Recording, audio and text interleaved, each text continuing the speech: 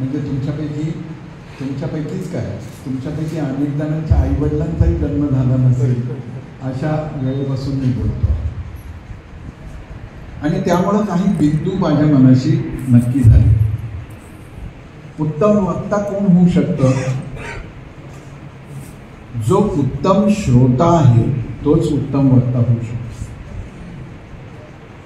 मला माझ्या गुरुजनांनी, माझ्या घरामध्ये 4 पिढ्यांचा वक्तृत्वाचा वारसा आहे. माझ्या वाडवडिलांनी पण मला हा गुरुमंत्र दिला होता की 100 भाषणं ऐकल्यानंतर 10 मिनिटं बोलण्याची तुझी लायकी तयार होते.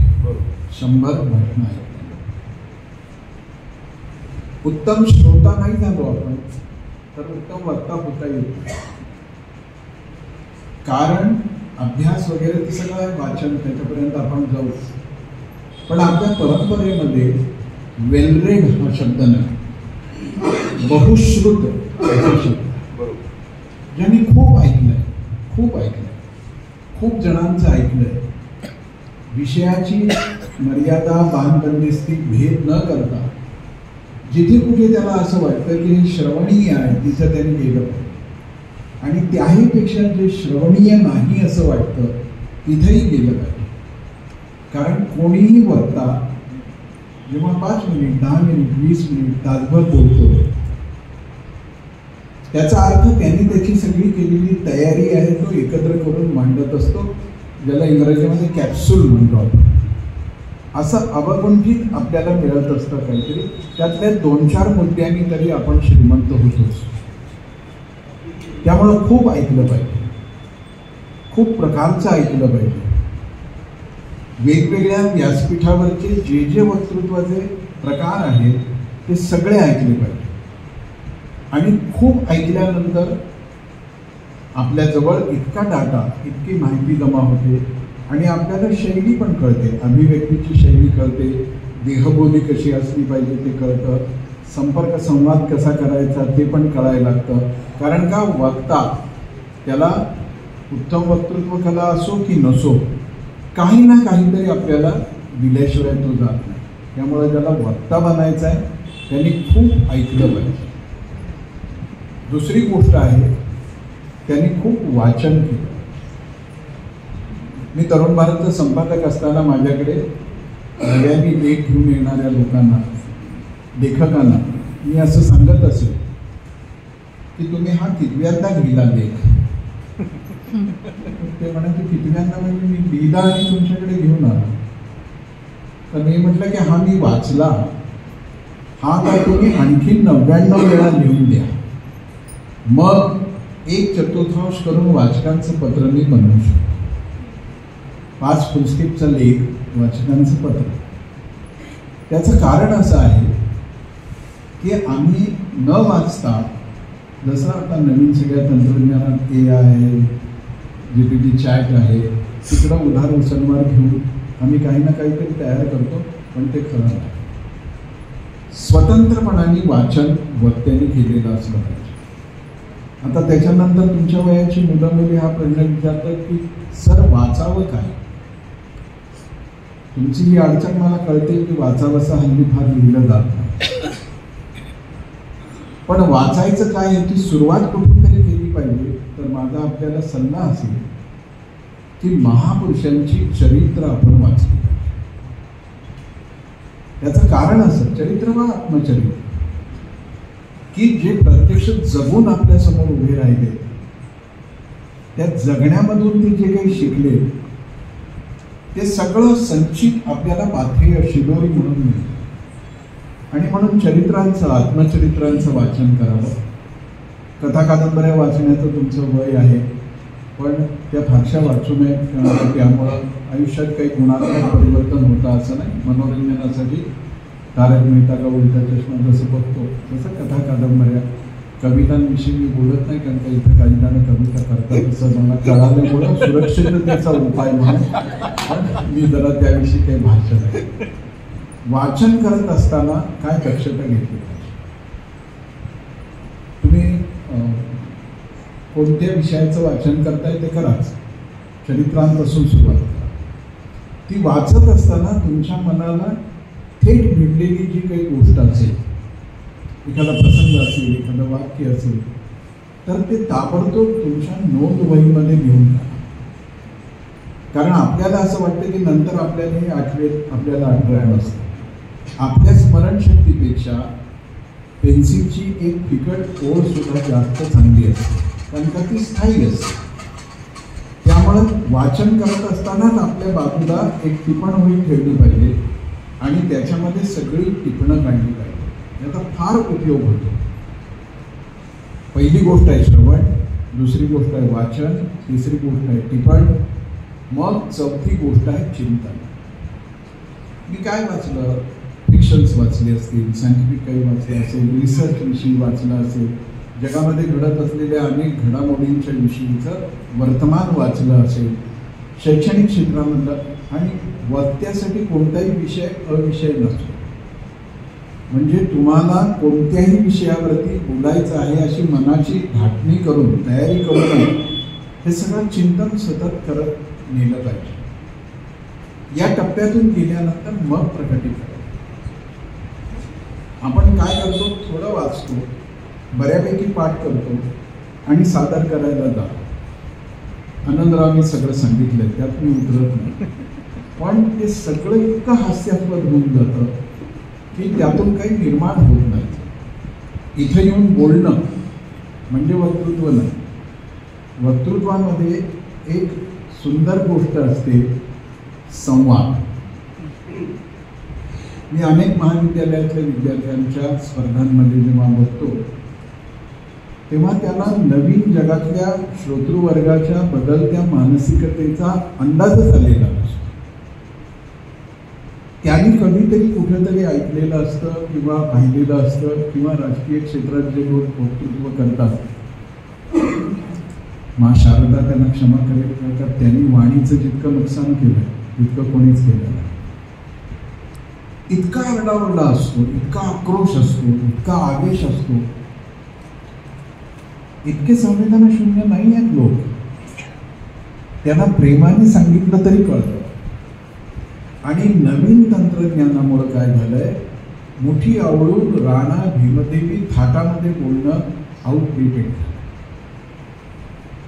तुम्ही त्या मार्गाला कधीच जाऊ नका. म्हणजे जसं एखादं शौर्यप्रधान वाक्य असेल, काव्यपंक्ती असेल, तेवढ्या वेळापुरता तुमचा आवाज थोडासा चढला तर पुष्कळ.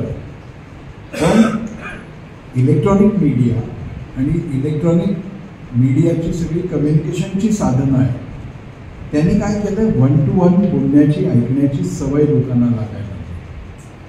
त्यामुळं आपलं भाषण आरडाओरडा असता कामा नाही, कानठाळ्या बसवणारं असता कामा नाही.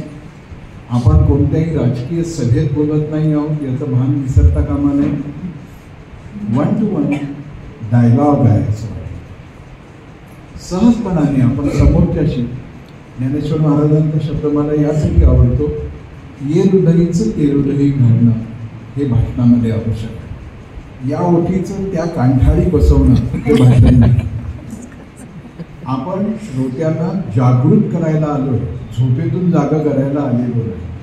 त्यामुळं गल्लीत गस्त घालणारा गस्त आणि वक्ता याच्यामध्ये गुणात्मक फरक काय आहे, तर गस्त घालणारा गस्त ओरडतोय, वक्ता हृदयाला हृदय फिरवतो.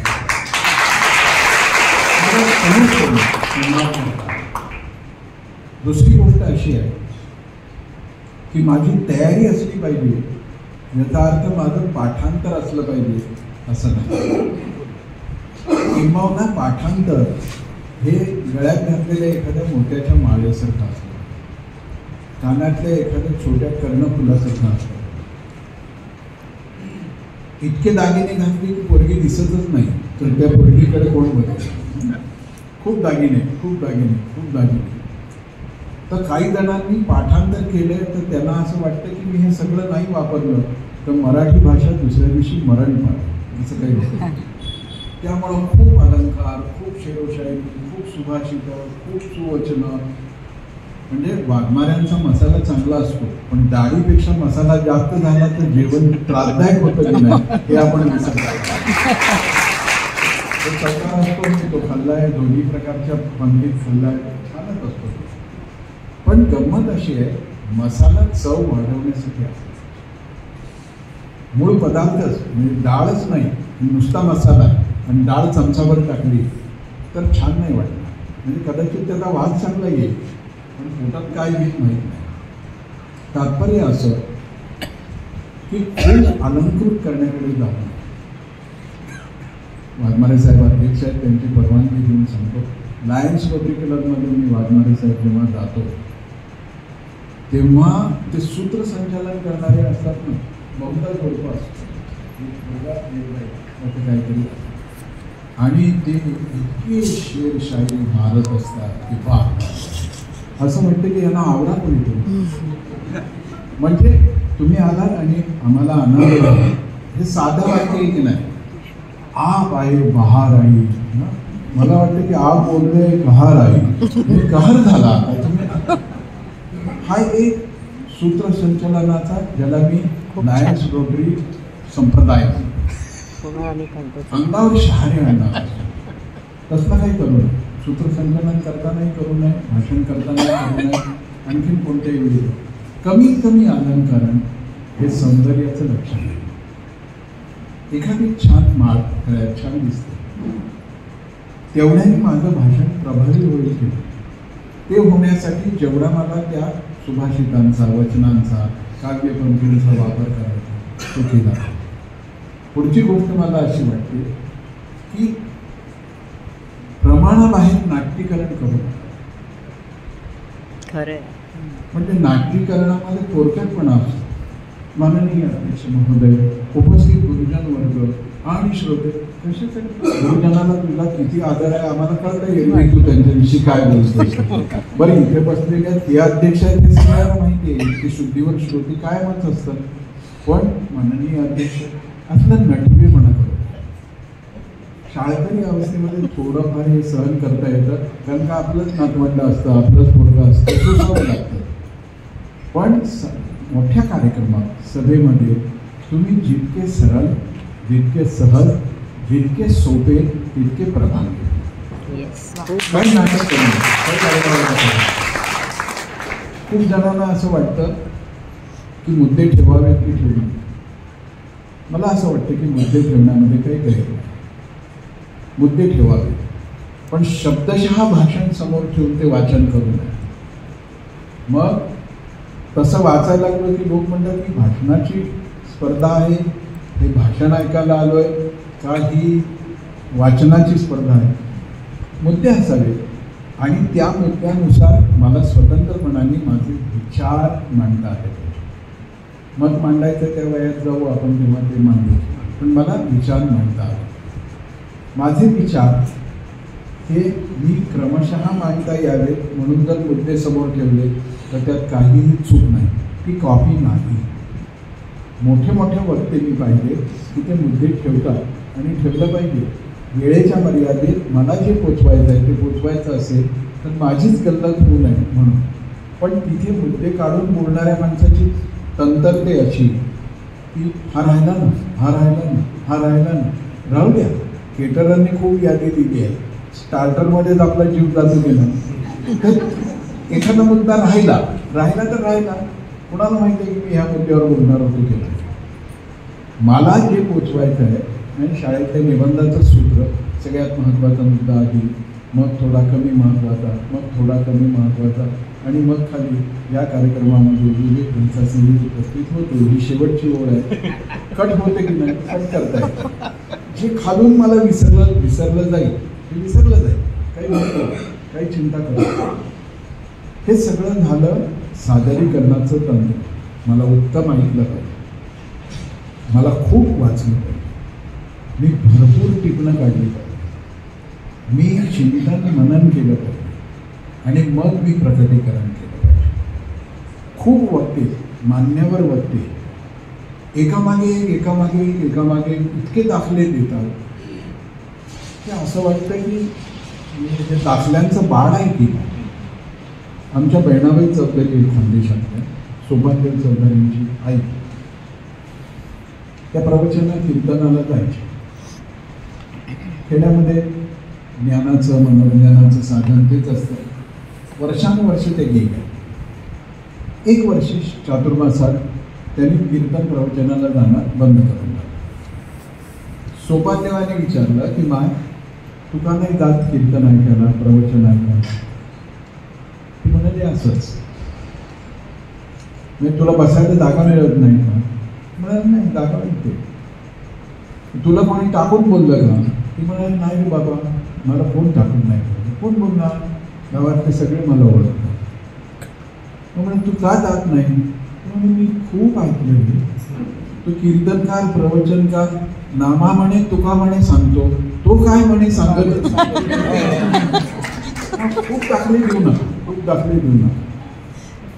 माझं काय मत आहे, मी सटरफटर असेल तो, मी एक बेडीदार बर्डीवरती लहान मुलांचे कपडे विकणारा असेल, पण मला माझा विचार आहे, माझं मत आहे. आणि जगातल्या कोणत्याही विचारवंतापेक्षा माझ्या जिवंत चिंतनातून आलेला विचार हा मूल्यवान गोष्ट. पण सारखं उधारीवर हे असं म्हणाले, ते असं म्हणाले, ते असं म्हणाले, एखाद्या वेळी म्हणावं म्हणजे चांगलं दिसतं. ते आपण हुशार आहोत असं गैरसमज पसरवायला पण दाखल्यामागे दाखला. म्हणजे 2 वेळा श्वास घेतला की एक दाखला, 2 वेळा श्वास घेतला की एक दाखला, असं करू. आमच्या गावाकडे लग्नाच्या वेळी रुखवत असतात, काय म्हणतात, रुखवत. तर त्याच्यात गाणी म्हणायची पद्धत आहे. मला ते त्यातलं एक गाणं इथे दाखला म्हणून द्यायचं आहे. आता दाखला नको म्हणत म्हणत दाखला द्यावा लागतो. मौनाचं महत्व सांगायला तासभर भाषण करावं लागतं, हे लक्षात ठेवा. तर आला आला रुखवत, रुखवतात कुंची, कुंची माहिती आहे लहान.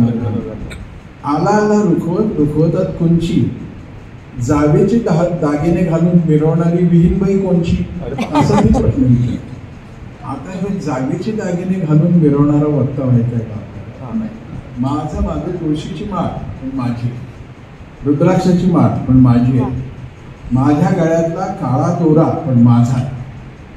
मी उधार सणवारी करणार नाही, पण ह्याचा अर्थ मी मान्यता प्राप्त लोकांचा माझा मुद्दा स्पष्ट करण्यासाठी दाखला देणारच नाही असं. तो एक. पुढची गोष्ट अशी की मला शब्द नक्की माहिती असला पाहिजे. अलंकार करण्याच्या नादात काय खूप तरी असं प्रभावी वगैरे काही करू नये. असं जेवढं आपण प्रभावी करायला जातो, लोकांवर भाव खायला जातो, इम्प्रेस करायला जातो, तितकी आपली पोझिशन डॅम होते. काही करू नये. शब्दांचे उच्चार मला नीट करता आले पाहिजे. शब्द हे ब्रह्म आहे, त्यामुळं त्याचं पावित्र्य, तेज आणि महात्म्य मला सांभाळता आलं पाहिजे. शिवाळकर हे आडनावर जर उच्चारता नसेल आलं एखाद्या मुलाला तर दुःखद गोष्ट आहे ना. मला ते निदान काय आहे हे म्हटलं पाहिजे. आजच्या कार्यक्रमाचे प्रमुख पाहुणे काय, यांचं नाव काय, आशुतोष जे ना. म्हणजे तुम्ही त्याला भर सगळे कपडे काढायला होतात ना, तुम्हाला येत नाही ना. आजच्या सभेचे प्रमुख पाहुणे एवढा म्हणा गाळलेले शब्द श्रोते भरून घेतील ना. आपण कशाला आपली जीव त्याच्यात आठवतो. नीट म्हणतात जसं आता दोष नाही, मी आपलं उदाहरण देईन. हरिभक्तपर आहे म्हणून माईबद्दल सांगितलं. तर आपल्याला हे माहीत पाहिजे की तो हरिभक्त नाही आहे, हरिभक्ती आहे.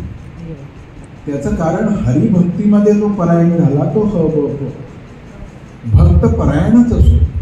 पण आपल्याला हे जर माहीत नसेल आणि आपण तसं उच्चारलं तर समोरच्याला कळतं की याला ऐकी व्हायवर. मला ह्या सगळ्या गोष्टींचा एक गुलदस्ता बनवायचा आणि तो गुलदस्ता मला श्रोत्यांच्या हातात द्यायचा. तर प्रेमाने द्यावा. म्हणजे अगदी फर्स्ट इयरला असणारी मुलंसुद्धा असं बोलायला लागतात की जणू 15 ऑगस्टचं लाल किल्ल्यावरचं भाषणच चाललं आहे. मला समाजाला हा संदेश द्यायचा आहे, तू कपडे नीट घाल, बटणं वर खाली लागली आहे ती नीट करा. आज सकाळी नाश्ता झाला का बाळा तुझा? तू सगळ्या समाजाला उद्देश द्यायला लागला. आता अजून तू उभं राहताना पाय असे असे असे होत आहेत, तू समाजाच्या वैचारिक पाया भक्कम नको, तुझा पाया भक्कम कर. तर कधीही आपण उद्देशाकडे निघालो ना की गडबड. उद्देश संवाद आहे. आणि हे सगळं मी का करतो आहे हा प्रश्न स्वतःला विचार. माझ्याजवळ सांगण्यासारखी अशी काहीतरी गोष्ट आहे की जी न सांगता मला राहवतच नाही, म्हणून मी भाषण करतो. माझ्याजवळ असं काहीतरी संचित आहे की जे मी ऐकवल्याने ऐकणाऱ्याची पुष्टता होती, मानसिक पुष्टता, वैचारिक पुष्टता, म्हणून मी ऐकवतो. पण म्हणून मी उपदेशक नाही आहे.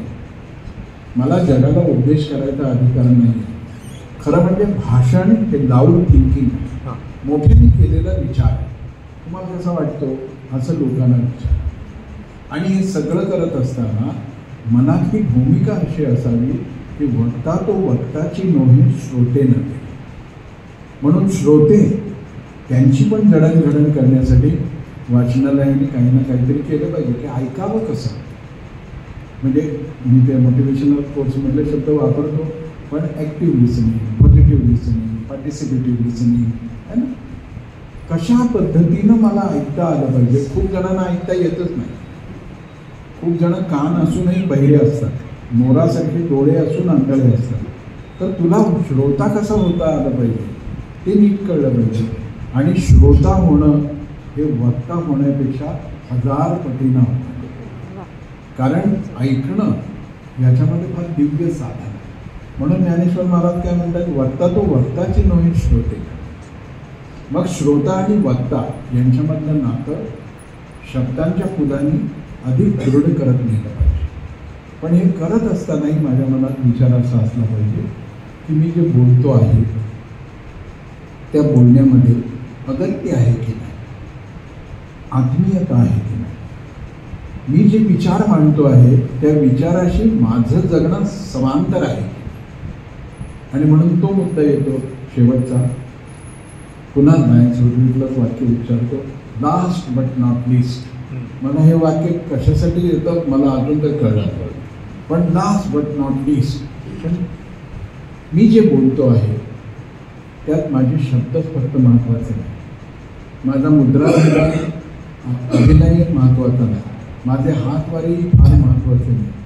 मी जे बोलतो आहे त्याच्यामागे माझं चारित्र्य आहे. वक्ता जर चारित्र्यहीन असेल तर तो कितीही चांगला बोलला तरी काही उपयोग नाही. संजय राऊतावर कोण विश्वास ठेवतो. म्हणजे इतक्या पवित्र दिनी इतकं घाण नाव घेतल्याबद्दल मी गोमुद्राने थोडा भांडणारच आहे. लक्षात घ्या, मी एका बाईंचं घेणार होतो पण उभी स्त्रीचा अपमान नको म्हणून घेत नाही. चारित्र्य कुठं आहे.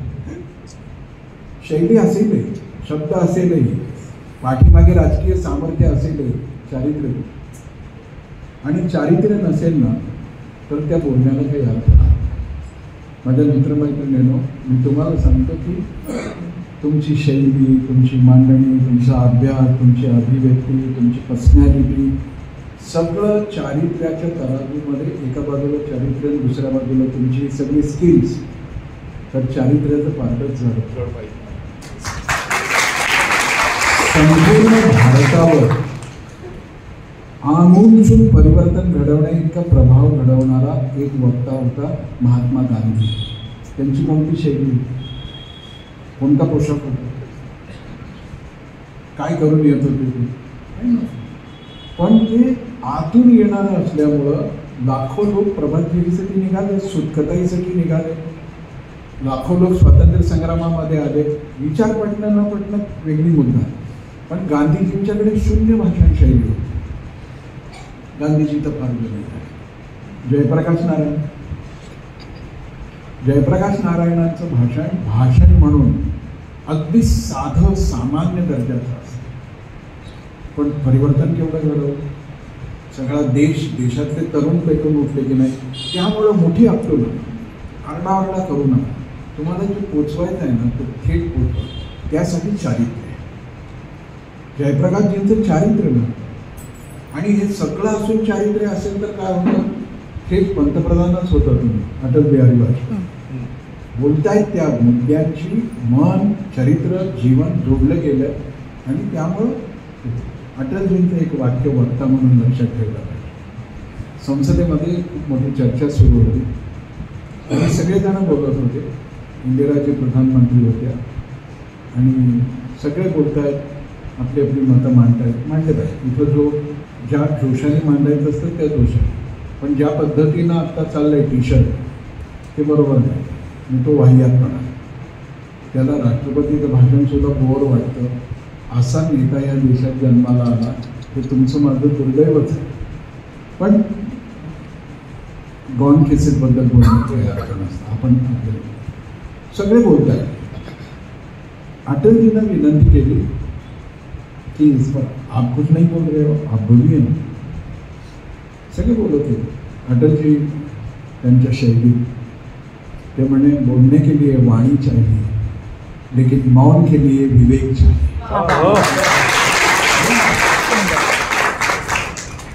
बोलायला वाणी पुरते, मौन राहायसाठी विवेक असावा.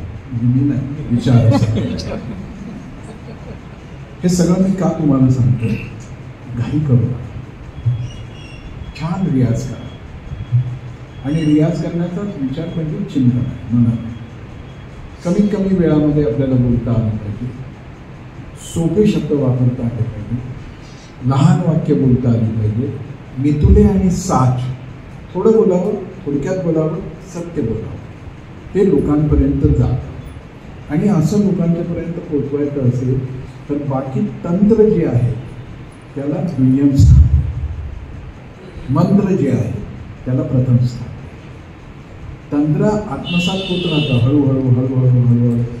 अगदी भचड्या आवाजाचा माणूस सुद्धा रोज गाय लागला तरी एक दिवशी बरा सूर त्याचा लागू शकतो. तंत्र अवगत होतं.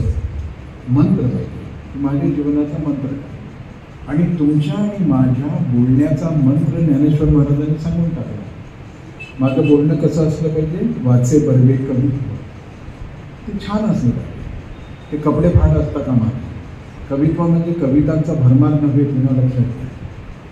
कवित्व म्हणजे मधुर, सुंदर, सुखद आणि सहजपणाने समोरच्याला सजग करा. वाचे बरवे कवित्व, कवित्व बरवे रसिकत्व. माझ्या त्या कवित्वामध्ये रसिकत्व आहे की नाही?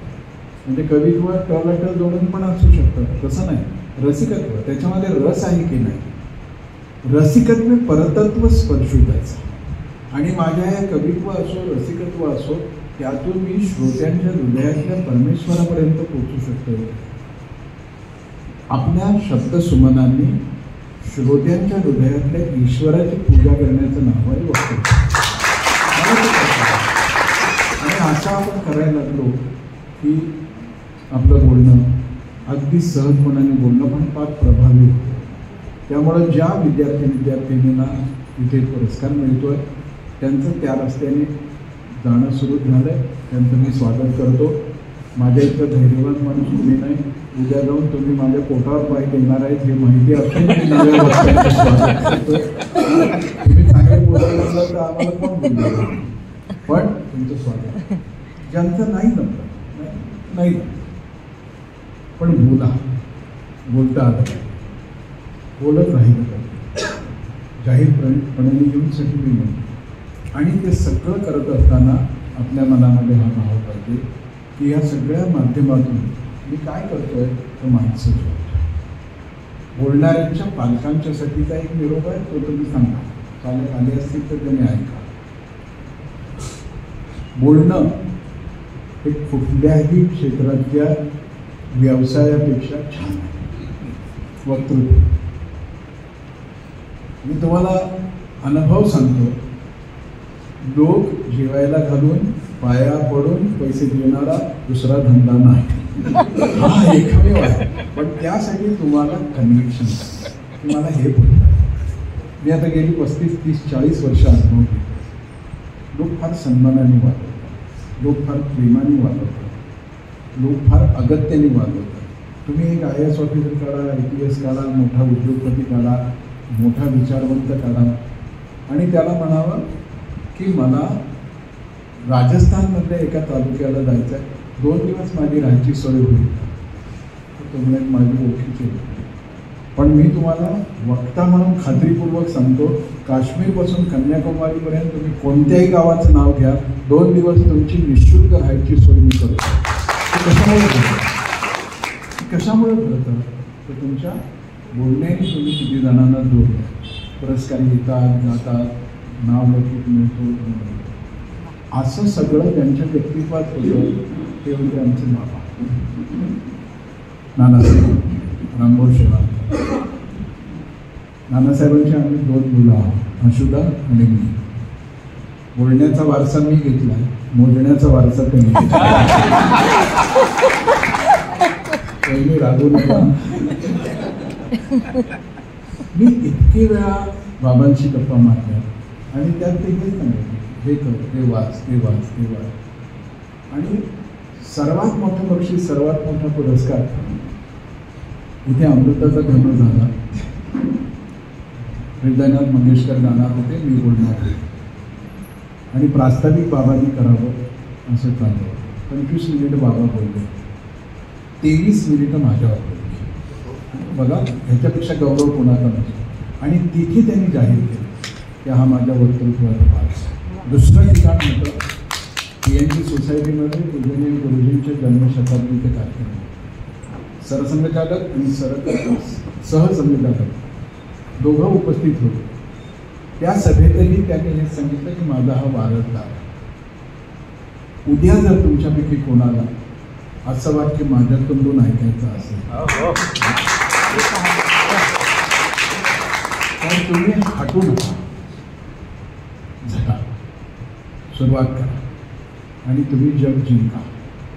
बोलण्यावरून जग जिंकता येतं हा अनेक लोकांचा अनुभव आहे. पण त्याच्यामध्ये आत्ता न जाता मी सांगतो, ज्या महापुरुषाच्या, ज्या श्रेष्ठ वक्त्याच्या, आता वक्ता तसं सहस्रेषु असं म्हटलं जातं, त्याचं कारण सहस्र ही त्या ज्यांनी तो श्लोक लिहिला त्याची महत्तम मोजमापाची गुण. मला असं वाटतं वक्ता दशलक्षेषु, 10 लाखात सुद्धा नानासाहेबांसारखा वक्ता आपल्याला मिळणार नाही. त्याच्या स्मरणार्थ होत असलेल्या वक्तृत्व स्पर्धेत तुम्हाला बक्षीस मिळतं, किंबहुना तुम्हाला सहभागी होता आलं, हेच एक मोठं बक्षीस आहे. हे लक्षात घेऊन तुम्ही तुमची तयारी करा. वाणी स्वच्छ ठेवा, शुद्ध ठेवा. त्याच्यासाठीचं 2 ट्रिक फक्त लक्षात. जेव्हा खूप जण स्टेजवर असतात, व्यासपीठ, काही लोक त्याला मंचही म्हणतात, तर ठीकच आहे, ते मंच असेल तर मंच आहे. तर आधीचे पूर्ववक्ते जे बोलत असतात, जसं रवीजींनी सुरुवात केली ते बोलले, मग आमच्या शुभदाताईचं निवेदन झालं, वाघमारे साहेब, आपण स्टेजवर आहोत. सोंग म्हणून नाही, शैली म्हणून सुद्धा नाही, स्वभाव बनवा. जो कोणी बोलतोय ना त्याच्या बोलण्याकडे एकाग्रपणाने, कधी कधी संस्थेचा अहवाल सांगत असतात, काही चिंता नाही, ऐका, त्याचा असर काय होतो तुम्हाला सांगतो. तुमच्याकडे पाहत असलेले श्रोते आहेत ना, त्यांच्या असं लक्षात येतं की हा जर ह्या वक्त्याचा सन्मान करतोय तर या वक्त्याचा सन्मान आम्ही केला पाहिजे, म्हणून ते आपल्याला लक्षपूर्वक ऐकतात. अनेक वक्ते असतील तर आपला नंबर कधी येणार आहे कागदावर लिहिलेला असतो. आधीचा वक्ता भाषण संपवायला लागल्यावर बसल्या जागी शेजाऱ्याच्या लक्षात न येऊ देता दीर्घ श्वसन करायचं. ज्याला उत्तम वक्ता व्हायचं आहे त्याचं प्राणायाम फक्त पाहिजे. नाहीतर काय होतं, गाण्यासाठीच आवाज पिचू नये, कचू नये, हे महत्त्वाचं नाही. बोलता बोलता खूप जणांना दडपण आलेलं असतं, श्वासावरचं नियंत्रण गेलेलं असतं आणि ते इथून वरून अध्यक्ष महोदयापासून सुरुवात करायची तर तिथे पहिल्या स्वरालाच ते गच्चा खातात. म्हणजे अध्यक्ष महोदय, हा अध्यक्ष काय झालं, अध्यक्ष का नाही झालं, का तर माझ्या श्वासात करतात. छोट्या गोष्टी आहेत त्या करा. प्राणायामाचा अभ्यास करा. सहवक्त्याचं भाषण मनापासून ऐका. श्रवण, वाचन, टिपण, चिंतन, मत प्रकटीकरण या टप्प्याने पुढे जाल तर मा शारदेचे आशीर्वाद तुम्हाला मिळतील. तुम्ही जगातले सर्वश्रेष्ठ वक्ते व्हावे अशी प्रार्थना करतो आणि टीम राजारामला एक विनंती करतो की नागपूर शहरापुरतं आता हे केलं, जसं जसं अंगवळणी पडेल तसं तसं विदर्भापर्यंत हे पसरावं आणि एक दिवस पाणिनी व्याख्यानमालेसाठी किंवा राज्यस्तरावरच्या व्याख्यान स्पर्धांसाठी मोठी स्पर्धा राज्यस्तरीय व्हावी. वाट पाहावं, वर्ष लागतील तर लागू द्यावी, पण ह्याचा विस्तार व्हावा. त्याच्यात 2 कारणं, त्यानिमित्तानं नवे वक्ते बाबांशी जोडले जातील, त्यांच्या व्यक्तित्वाशी जोडले जातील आणि खऱ्या अर्थाने मराठी अभिजात व्हायला मदत होईल. अशा सगळ्या अपेक्षा व्यक्त करून मी माझ्या वाणीला विराम देतो. राम राम.